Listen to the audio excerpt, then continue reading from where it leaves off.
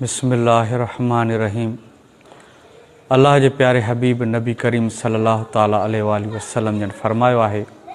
हदीस पाक रिवायत आहे हज़रत अबू हुरैरा रज़ियल्लाहु ताला अन्हु खां। साईं जन फरमाइनि था, इन्नल्लाह ला यंज़ुरु इला अजसामिकुम। अल्लाह रब्बुल इज़्ज़त जे प्यारे हबीब फरमायो त अल्लाह रब्बुल इज़्ज़त तव्हांजे जिस्मनि खे, तव्हांजे सूरतुनि खे न ॾिसंदो आहे। अल्लाह रब्बुल इज़्ज़त तव्हांजे दिलि खे ॾिसंदो आहे। इन जो मतिलबु इहो आहे त नियतूं असांजूं साफ़ हुजनि। जेको बि असां अमल कयूं अल्लाह जी रज़ा ख़ातिर कयूं।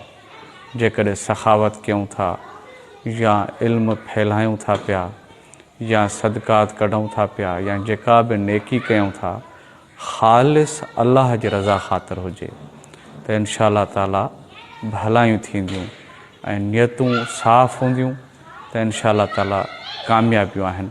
त इन शइ ते दोस्तो ध्यानु कयो, ख़्यालु कयो।